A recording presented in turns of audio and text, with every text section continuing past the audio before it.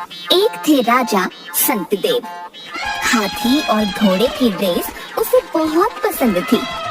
सब जानते हैं कि घोड़े और हाथी की दौड़ में घोड़ा ही जीतेगा। फिर भी राजा केवल अपने मनोरंजन के लिए यह प्रतियोगिता रखता। हाथी दौड़ते हुए जब अपने भारी भरकम शरीर को हिलाता, उसे बड़ा मजा आता। इसी राज्य में मेहर चंद नाम का एक आदमी रहता था।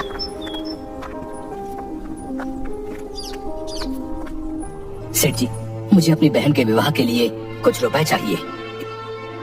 3% ब्याज दे पाओगे? जी, मैं आपके रुपए सूद सहित शीघ्र ही लौटा दूंगा। इसे रुपए दे दो। धन्यवाद सेठ जी। मेहर चंद के जाने के बाद सेठ जी, क्या ये बेचारा रुपए लौटा पाएगा? नहीं दे पाया तो और अच्छा, ये बहुत काम की चीज है। मेहर चंद बहन की शादी धूमधाम से करता है।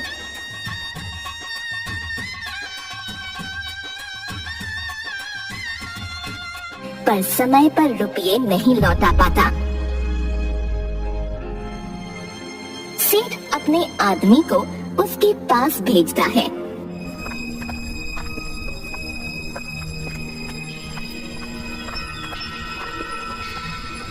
तुमने अब तक सेठ जी के रुपए वापस क्यों नहीं किए? क्या करूं, कोई काम ही नहीं मिल रहा।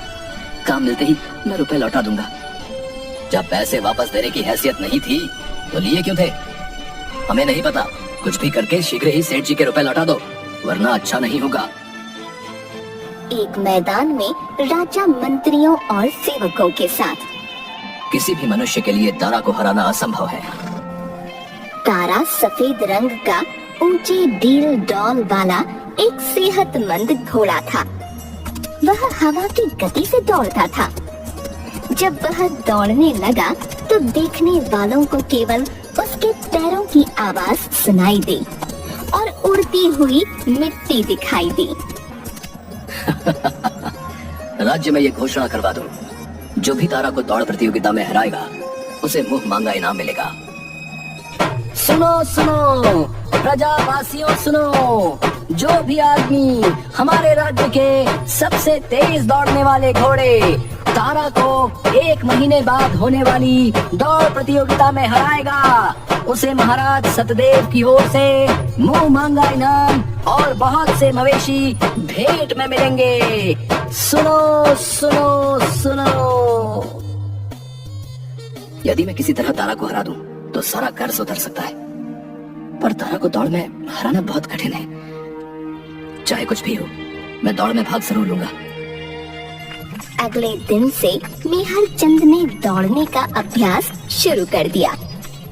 वह दिन में कई किलोमीटर तेज गति से दौड़ने की कोशिश करता। आने जाने वाले लोग उसका मजाक उड़ाते। ये जितना भी तेज दौड़ ले, पर तारा को नहीं हरा पाएगा। हाँ, यूं ही अपना समय बर्बाद कर रहा है।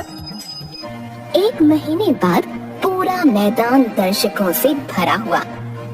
राजा एक ऊंचे आसन पर रानी सहित बैठा था। उसके दाएं और बाएं मंत्री बैठे हुए थे।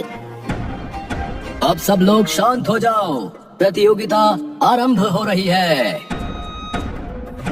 सबसे पहले काले घोड़े और हाथी के बच्चे की रेस होती है। बच्चे को डुग डुग करते भागते देखकर राजा के साथ दर्शक भी खूब हंसे।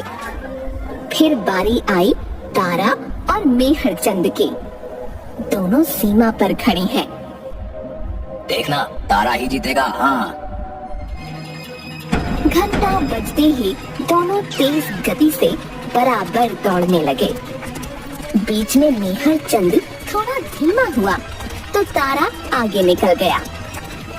आखिरी पलों में मेहर चंद ने जान लगा दी। वह हवा से बातें करता हुआ तारा से कुछ कदम आगे सीमा पार कर गया। मैदान में एक आदमी तारा और मेहर चंद के बीच खड़ा होकर मेहर चंद का हाथ ऊपर करके, आज की प्रतियोगिता का विजेता मेहर चंद है। अगले दिन राज्यसभा में महाराज की जय हो। राजा यहाँ वहाँ देखता है। महाराज दरबान। बोलो। महाराज मेहरचंद आया है। कितनी बार कहा है तेज बोला करो, हमें ऊंचा सुनाई देता है। महाराज मेहरचंद आया है, बुलाओ उसे। महाराज की जय हो। कहो मेहरचंद, कैसे आना हुआ? जी वो मैं जानता था तुम अवश्य आओगे। सब लोग महाराज की ओर देखते हैं। मैंने ही तुम्हें इनाम देने के लिए मना किया है। क्यों महाराज, ये तो विजेता घोषित हुआ है। कैसा विजेता? कुछ समझ नहीं आया महाराज। हम इसे विजेता नहीं मानते। यदि ये अपनी मेहनत से प्रतियोगिता जीतता तो इनाम अवश्य मिलता। गुप्तचरों ने सब पता किया है। प्रतियोगिता से पहले तुमने ऐसे अन्न का सेवन करना शुरू कर दिया था जिनसे खूब ऊर्जा और ताकत मिलती है। ये बात सही है ना? जी महाराज। तो इसमें तुम्हारी मेहनत और योग्यता कहाँ है? ये कमाल तो हमारे राज्य के अन्न का है, यहाँ की मिट्टी का है। तुम इनाम के हकदार नहीं हो, जाओ यहाँ से। मेहरचंद रोते हुए सिर झुकाकर वहाँ से चला जाता है। मंत्री रसोई घर में। जैसा मैंने कहा है वैसा करो। आप जानते हैं ना महाराज का पेट थोड़ा नाजुक है। हाँ मुझे सब पता है। फिलहाल उनका पेट नाजुक नहीं मोटा होता जा रहा है। ऐसे ही पेट निकलता रहा तो राज्य कैसे संभालेंगे? आप कौन से पतले हैं? ए, तुम अपना पेट तो देखो।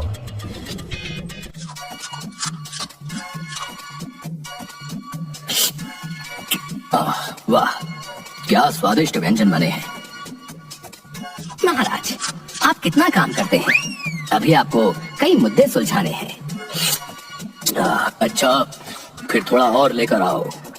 उसके बाद राज्यसभा में राजा बार बार कभी हिलता है तो कभी पेट पर हाथ रखता है। अगला मुद्दा है। लगता है कुछ ज्यादा ही खा लिया, पेट भारी हो रहा है। उसके बहुत रोकने पर भी पेट से पड़पड़ की आवाज आती है। गैस निकल जाती है। सभी सभासद राजा की ओर देखने लगते हैं। वह चुपचाप उठकर बगीचे में चला जाता है। राजा बगीचे में पेट पकड़कर टहलते हुए। आज इतना अपच कैसे हो गया? पेट से लगातार गैस निकलती, पड़पड़ की आवाज आती है। महाराज राज्यसभा में सभी आपकी प्रतीक्षा कर रहे हैं। देखते नहीं मेरी क्या दशा है। अब कोई सभा नहीं। वैद्य जी को शीघ्र बुलाओ। राजा के पेट से गैस निकलना और डकार आने का सिलसिला थमने का नाम नहीं लेता। महाराज वैद्य जी किसी दूसरे गांव गए हैं, सुबह तक आएंगे। कोई नींबू पानी लेकर आओ। अगले दिन राजा का पेट खराब हो जाता है। उसे दस्त लग जाती है। वह पेट पकड़ पकड़ कर बार बार शौचालय जाता है। महाराज आप चिंता मत कीजिए, वैद्य जी आते ही होंगे। नहीं आए तो उठा लाओ। आइए वैद्य जी, देखिए महाराज को क्या हो गया। क्या हुआ महाराज? ऐसे ऐसे ऐसे हो रहा है। वैद्य जी ये कोई गंभीर समस्या तो नहीं? महाराज आपको अपच है। खाते पीते लोगों को मेरा मतलब अक्सर यूं ही हो जाता है। हमारे पेट का बुरा हाल है और आपको यूं ही लग रहा है। ये औषधि ले लीजिए। राजा के औषधि लेने के बाद। वैसे महाराज ने भोजन में क्या खाया? जरा रसोइये को बुलाइए।